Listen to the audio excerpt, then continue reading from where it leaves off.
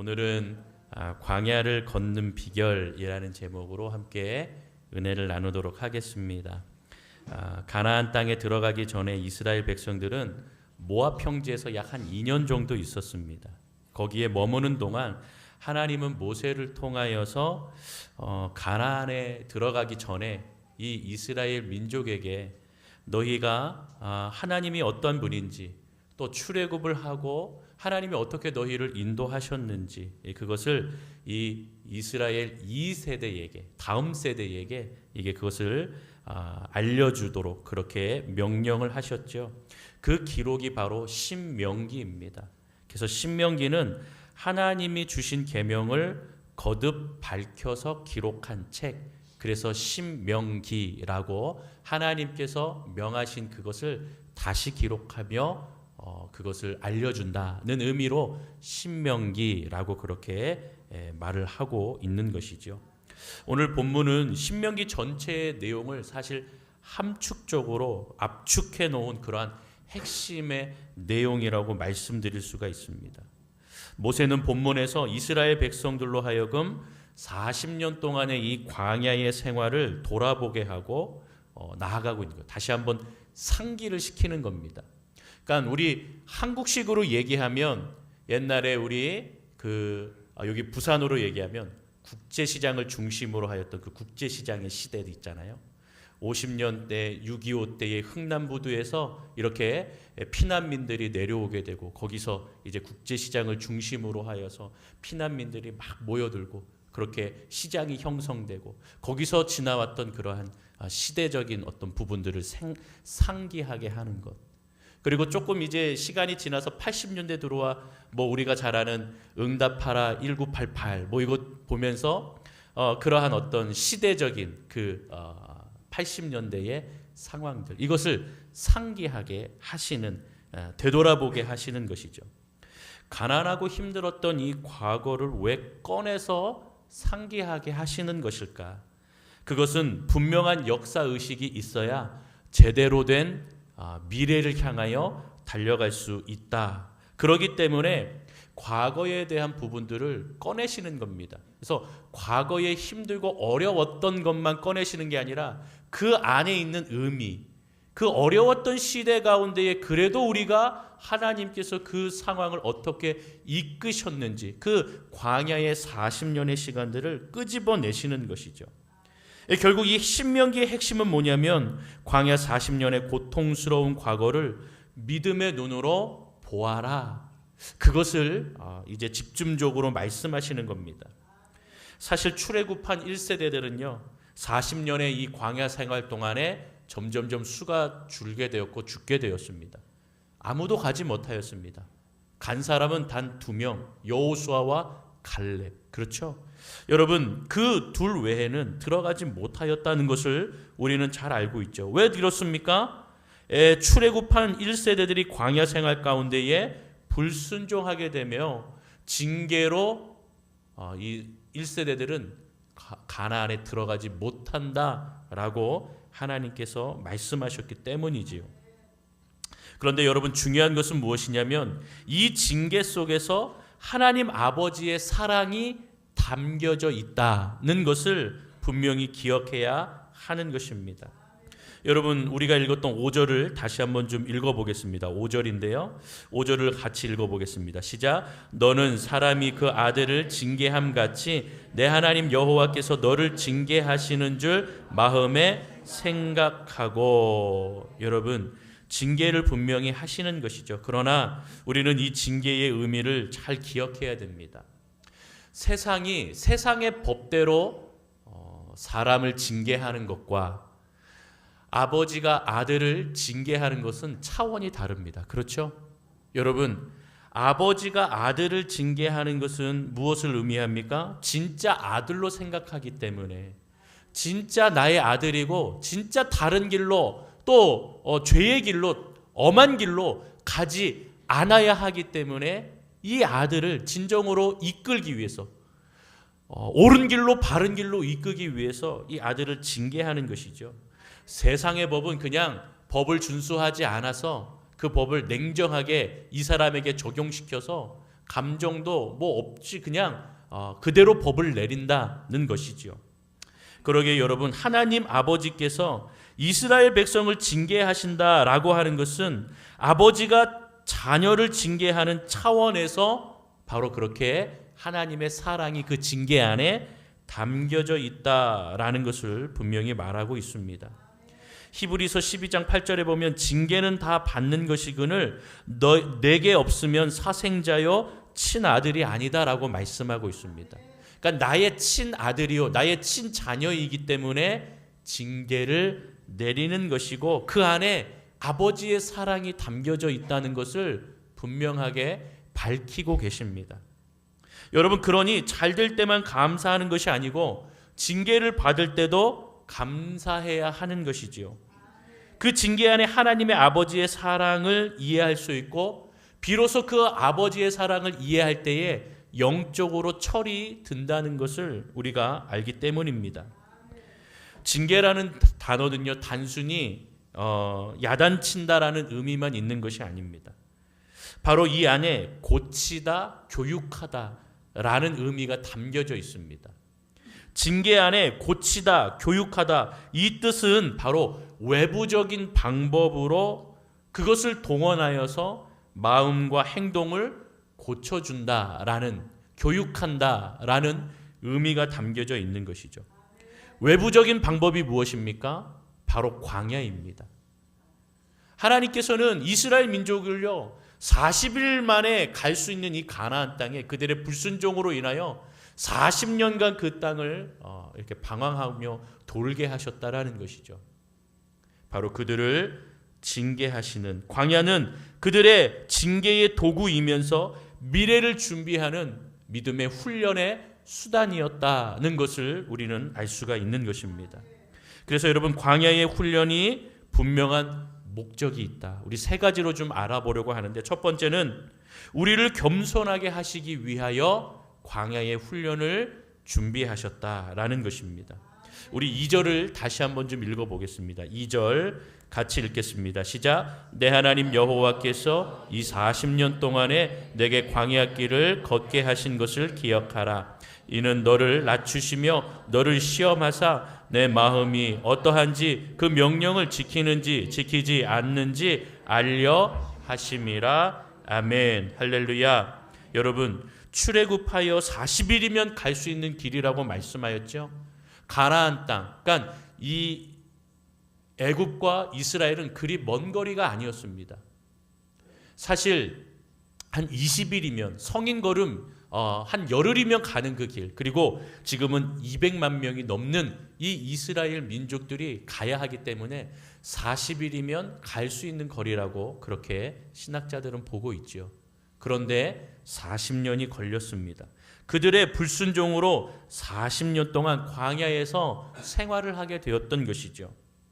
사막 기후가 여러분, 우리가 가보지는 않았지만 낮에는 아주 뜨거운, 막 50도가 넘고 막 그렇게 뜨거운 펄펄 끓는 그러한 날씨이고, 밤에는 영하로 급격하게 떨어지는 그러한 날씨라고 합니다. 그러니까 여러분, 얼마나 견디기가 힘들었습니까? 낮과 밤이 이렇게 차이가 나는데 이것을 어떻게 견디겠습니까? 그러나 하나님께서는 낮에는 구름 기둥으로 그 태양을 가리신 것이죠. 밤에는 추운데 불기둥으로 이 이스라엘 백성들의 추위를 녹여주셨다라는 것을 우리는 알 수가 있습니다. 여러분, 그리고 이 사막은 불모지의 땅입니다. 무엇을 심을 수도 없고 자라지도 않는다라는 것이죠. 오히려 독사와 전갈이 우글거립니다. 그래서 자칫 잘못하면 독사에게 혹은 전갈에게 물려서 죽게 된다라는 것이죠. 이렇게 우글거리는, 독사와 전갈이 우글거리는 그러한 곳에서 주님께서 살리시고 입히셨다라는 것입니다. 여러분, 한마디로 광야는 외로운 곳이고 무서운 곳이고 배고픈 위험한 장소가 광야라는 곳입니다. 여러분, 그래서 아무리 잘난 사람도 이 광야에 들어가면 겸손해질 수밖에 없다라는 것이죠. 자기가 할 수 있는 게 아무것도 없기 때문에, 자기가 아무리 똑똑하고 아무리 많은 것을 가졌다 해도 이곳에서는 자신이 할 수 있는 게 아무것도 없기 때문에 겸손해진다라는 것입니다. 여러분, 사실 이스라엘은 애굽 땅에서 약 430년 동안 살면서 노예 생활을 하였습니다. 그러니까 사실 이렇게 질문할 수 있죠. 하나님, 노예 생활을 이미 하였기 때문에 그 낮아진 모습이 분명히 있을 텐데 뭘 또 이스라엘에게 겸손하라고 말씀하십니까? 뭘 또 낮아지라고 말씀하십니까? 이렇게 우리는 질문할 수 있지만 아닙니다. 이스라엘은요, 교만함과 열등감에 휩싸여 있던 그러한 모습이 분명히 있었습니다. 홍해를 건너고 광야에서 시내산을 거쳐서 가데스 바네아에까지는 잘 갔습니다. 그때만 해도 기세등등하였겠죠. 이제 가데스 바네아, 여기는 가나안의 경계입니다. 여기만 넘어가면 이제 약속의 땅에 들어가게 되겠구나. 정말로 우리는 떵떵거리며 살 수 있겠구나. 애국과 같이 더 큰 나라를 우리도 한번 만들어 보자 라고 하는 기세등등함, 그러한 교만함이 있었다라는 것입니다. 그런데 여러분 보십시오. 12명의 정탐꾼을 보내고 그 사람들이 와서 가나안은 정말로 좋은 곳이다. 그런데 거기에 사는 아낙 자손은 우리보다 거대하다. 우리는 거기에 비하면 메뚜기와 같다. 아무것도 아니다. 그들이 그냥 팔 한번 휘두르고 우리가 맞으면 다 나가 떨어진다. 라는 그러한 보고를 하게 되는 것이죠. 그러니까 우리는 다 죽게 되었다. 라고 하니 여러분, 이 이야기를 들었던 이스라엘 백성들이 뭐라고 얘기합니까? 하나님을 원망하기 시작합니다. 하나님이 괜히 우리를 애굽에서 이렇게 나오게 하셔서 다 광야에서 바로 그냥 우리를 죽이시는구나 라고 하며 다시 애굽으로 돌아가자 뭐 이런 말도 하고 뭐 이러면서 그렇게 하나님을 원망하였다. 여러분, 그것이 그들의 교만함이었다라고 얘기합니다. 그리고 또 한 가지 교만한 자의 특징을 볼 수 있는데 무엇입니까? 자기보다 약한 자에게는 한없이 무시하면서 강한 모습을 보이지만 자기보다 강한 민족이 있다고 하니까 한없이 약한 모습으로 나아가는 그러한 모습이 교만한 자의 특징이라고 말합니다. 여러분, 그러한 오만함 가운데에 바로 이렇게 이스라엘 민족이 하나님 앞에 교만함과 열등한 모습으로 바로 불순종하는 그들의 모습을 우리가 볼 수가 있는 것이죠. 그래서 하나님은 이들을 다시 광야로 보내셨다라는 것입니다. 교만함, 그들의 교만함과 그들의 열등함이 아닌 진정으로 겸손하고 낮아지는 그러한 모습으로 주님 앞에 서기 위하여서 광야로 보내셔서 훈련하셨다라는 것을 우리는 알 수가 있는 것입니다. 두 번째로 여러분, 광야의 훈련 목적은 무엇이냐면 마음의 순종을 시험하시기 위해서 훈련시키셨다라는 것입니다. 여러분, 계속 2절에서 같은 이야기인데요. 이는 너를 낮추시며 너를 시험하사라고 그렇게 표현하고 있습니다. 시험한다라는 것은 무엇이냐면 확실치 않은 문제를 검증한다라는 의미를 가지고 있습니다. 여러분, 자동차 회사에서 마지막에 차를 다 생산한 후에 혹시라도 있을 수 있는 문제를 알아내기 위해서 마지막 점검을 합니다.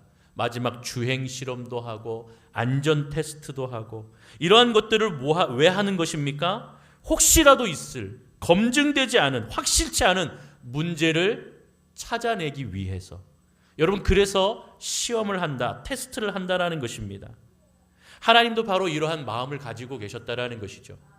이스라엘의 불순종하는 마음이 있었고 그들을 40년 동안 혹시라도 또 그들의 마음 가운데에 있을 그 문제를 확실하게 찾아내시고 고치시기 위해서 그들을 검사, 시험하시는 것을 볼 수가 있습니다. 이와 같이 하나님께서 광야에서 실제로 이스라엘의 마음이 어떤지, 정말로 그들이 순종하며 주님을 찬양하며 주님을 예배하는 마음으로 주를 향하고 있는지 검증하시겠다라는 의미라는 것입니다. 시험의 목표는 딱 한 가지입니다. 무엇입니까? 모든 상황 속에서 얼마나 하나님을 신뢰하는가, 얼마나 하나님을 구하고 기도하며 나아가는가, 그리고 말씀대로 순종하며 살아가는가, 바로 그것을 보시고 또한 시험하고 검증하시기 위함이라는 것입니다. 여러분, 이런 검증이요, 어디에서만 가능하다고요? 광야에서만 가능하다는 것입니다. 그래서 이스라엘 민족을 가나안으로 다시 보내시게 되었다는 것을 말하는 것이죠. 그렇게 하나님은 자신의 모든 비전을, 그들에게 주었던 꿈을 이루시기 위해서 정말로 그들 이스라엘 민족을 하나님께서 정말로 하나님의 민족으로, 하나님의 백성으로, 거룩한 주님의 자녀로 그렇게 세우시기 위해서 그들을 마지막으로 검증하시기 위한 믿음의 테스트가 필요했다는 것이죠. 그래서 하나님의 꿈을 이루기 위해, 하나님의 비전을 이루기 위해 그들이 모여 하나님을 찬양하는, 예배하는, 그 영광 올려드리는 그 한 가지의 목적을 가지고 하나님께서는 광야로 이들을 보내셨다라는 것이죠. 여러분, 우리 인간이 급할 뿐입니다. 인간이 마음이 급하고 인간이 생각이 급할 뿐이지 하나님은 급하시지 않습니다. 하나님의 시간이 분명히 있는 것이죠. 여러분, 도자기를 구울 때 우리가 도자기를 구울 전문가 지식을 가지고 우리가 굽지는 않지만 대충 우리가 도자기를 만드는 과정을 알고 있지 않습니까? 진흙으로 빚고 또 그 빚은 것을 말리고 또 그것에 이렇게 약품을 바르고 그 다음에 또 이렇게 예열하고 가열하면서 더 굳어지고 또 강하게 만들지 않습니까? 여러분, 철을 단련할 때도 그러지 않습니까? 재련하고 불순물을 다 빼내고 시간이 필요하다라는 것이죠. 이 굽는 동안에 굽는 시간이 필요하고 재련할 때 재련하는 시간이 필요합니다. 왜? 불순물을 다 빼내고 또 도자기를 강하게 만들고 그렇게 온전하게 만들기 위한 시간이 분명히 있다는 것입니다. 여러분, 이스라엘을 광야에 40년 동안 보내신 하나님의 시간이 있다라는 것이죠. 우리만 급할 뿐이에요. 우리만 급해서 하나님, 이 고통과 이 아픔이 빨리 해결되어지고 빨리 치유되어지고 하나님 그렇게 지나가기를 원한다라고 얘기하죠. 저도 그렇게 기도합니다.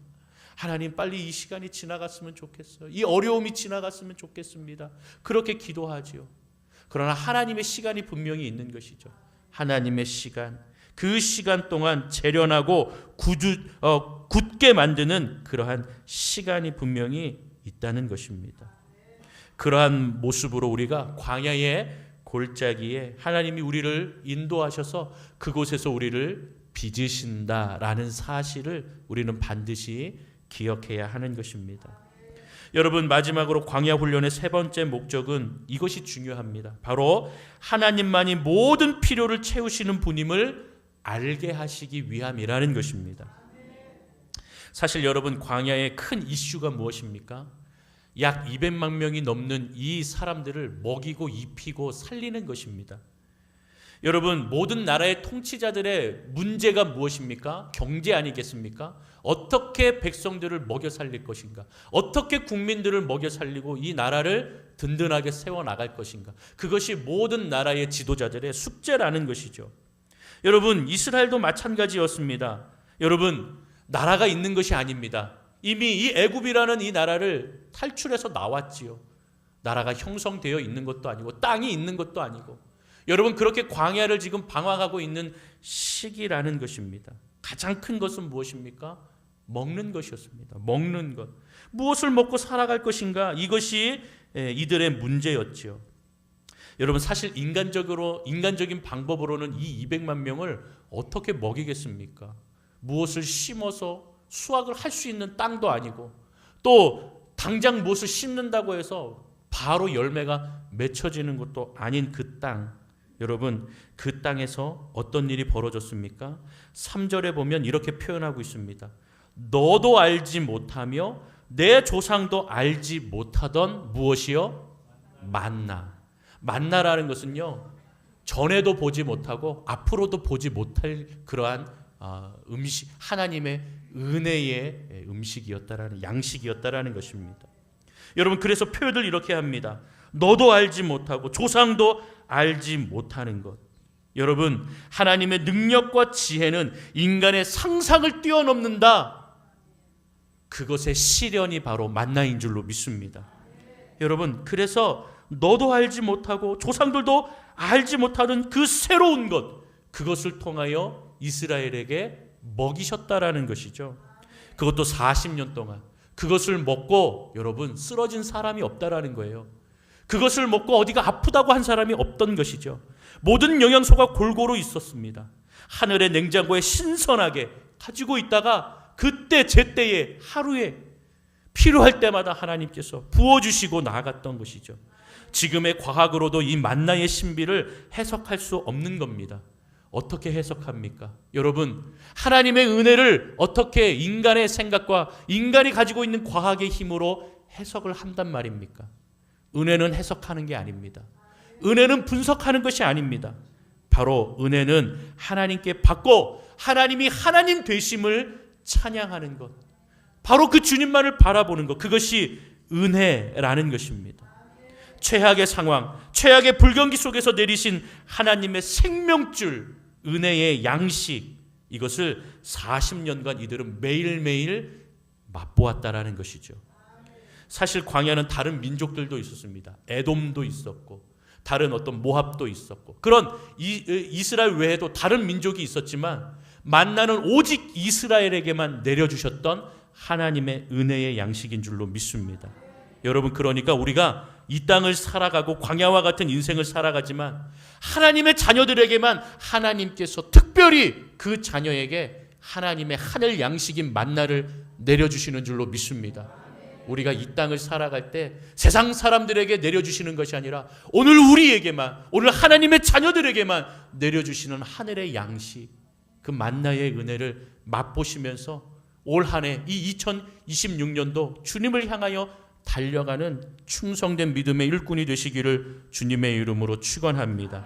여러분, 이렇게 하나님의 백성들에게 이 광야의 시대를 지나 하나님을 만날 수 있다라고 말씀하고 있는 것입니다.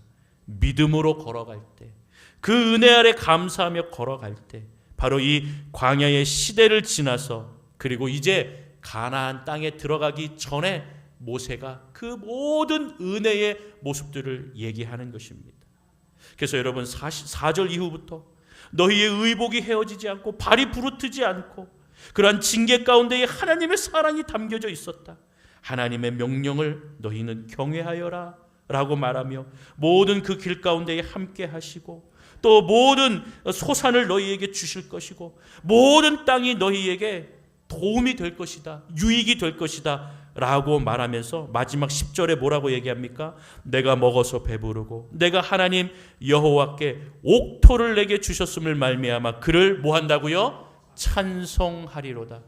결국에 너는 이 만나와 같은 은혜를 맛보게 되고 하나님의 은혜 가운데 거하게 되면서 너는 하나님을 찬송하게 될 것이다 라고 말하고 있습니다. 그리고 여러분, 중요한 것이 있습니다. 3절, 우리 3절을 다 같이 읽어보도록 하겠습니다. 3절 시작. 너를 낮추시며 너를 줄이게 하시며 또 너도 알지 못하며 내 조상들도 알지 못하던 만나를 내게 먹이신 것은 사람이 떡으로만 사는 것이 아니요 여호와의 입에서 나오는 모든 말씀으로 사는 줄을 내가 알게 하려 하심이니라. 아멘. 사랑하는 성도 여러분, 오늘 올 한 해 우리에게 주신 표의 말씀은 말씀으로 살아가는 교회입니다. 오늘 이 만나의 은혜를 이스라엘에게 알리시면서 그들에게 강조하는 것은 무엇입니까? 하나님이 너희의 하나님이라는 것을 알게 하시는 겁니다. 그리고 이 만나라는 은혜는 어디서부터 오느냐? 하나님의 말씀에서 온다라고 분명히 강조하고 있는 것을 볼 수가 있습니다. 그러니까 만나의 은혜는요, 바로 먹는 걸로만 채워진다라는 것이 아니라 전인격적으로 하나님을 느끼고 맛볼 수 있는 그러한 은혜라는 것입니다. 여러분, 한 분을 제가 소개하려 합니다. 올해 100세가 되신 박이천 내수동교회의 원로 목사님이 계신데, 여러분, 이분은요 정말로 우리 합동측 그 교계의 굉장히 큰 어르신입니다. 그리고 학생들을 오랫동안 가르치셨고 또 목회를 굉장히 오래 하셨습니다. 많은 책을 내셨죠. 그 중에서도 2016년에 자서전을 냈습니다. 그 제목이 내가 사랑한 성경이라는 그러한 책이죠. 이 책을 보면 이분은 목회할 때 하루에 11시간 성경을 묵상하셨다고 합니다. 정말 이 부분을 보면서 저도 많이 회개를 하였습니다. 11시간을 어떻게 성경을 묵상할까? 정말로 설교 한 편을 준비하는 시간도 너무나 모자란데, 그런데 지금도 이분이 100세신데 아직도 하루에 7시간씩 성경을 묵상하고 계시다라는 사실입니다. 그리고 그분이 이렇게 이제 묵상을 하면서 이 한국에 있는 한국 교인들에게 두 가지가 좀 부족하고 안타깝게 생각한다라고 하시는 말씀이 있습니다. 첫 번째는 바로 기도라는 것이죠. 기도 생활, 기도는요, 생활과 또 우리의 믿음 생활이 하나가 되어야 된다라는 것이죠. 두 개로 이분법으로 나눌 수가 없다라는 것입니다. 우리가 일상을 생활할 때 반드시 기도 안에서, 기도라는 것에서 시작을 하고 마무리를 해야 한다라고 말해주고 있습니다. 그래야 우리가 이 땅을 살아갈 때 영적인 뒷받침이 되주는 이 기도를 통하여서 우리가 하나님의 만나의 은혜를 누리며 나아갈 수 있다고 분명히 우리에게 알려주고 있기 때문이라는 것이죠. 그러니 기도를 쉬는 것, 그것을 하지 말고 우리 한국교회 성도들이 정말로 기도에 매달리며 정말로 생활과 이 기도가 하나 되는 그러한 민족이 되어지고 한국교회가 되어야 다시 일어설 수 있다는 것을 말씀하고 있는 것이죠. 둘째, 한국교회 성도들에게 안타까운 것이 있는데 그것이 무엇이냐면 바로 내세의 심판을 염두하지 않고 있다는 것이죠. 이것을 지적하고 있습니다. 주님을 만날 때 반드시 심판이라는 과정이 있다. 그런데 우리는 함부로 이것을 좀 생각하지 못하여서 우리가 일상생활 속에서 너무나 함부로 죄를 범하며 살아가는 것이 아닌가, 이것을 안타깝게 여기시며 말씀하는 것이죠. 그래서 오늘날 한국교회의 기도가 약해지고 믿음 생활이 약해졌다. 그것을 치료하는 만나의 놀라운 은혜가 필요한데 그것은 하나님의 말씀뿐이다. 하나님의 말씀을 근거하여 기도하고 하나님의 말씀을 통하여서 나약한 믿음의 신앙이 다시 일어서야 한다라고 강조해주고 있는 것입니다. 그 결과가 무엇입니까? 이 어려운 땅에 40년 동안에 너희가 광야의 훈련을 통하여 그 다음에 가나안에 들어갈 때에 하나님께서 그 모든 것을 옥토로 만들어 주시고 그리고 너희가 하나님이 해가셨구나, 그것을 찬송하게 하는 놀라운 은혜를 주시겠다라는 약속이라는 것입니다. 사랑하는 성도 여러분, 광야의 촉박함 속에 우리가 살 수 있는 그 하나님의 은혜는, 만나와 같은 그 은혜는 바로 하나님의 말씀 안에서 나온다라는 사실을 잊지 않는 저와 여러분이 되기를 주님의 이름으로 축원합니다.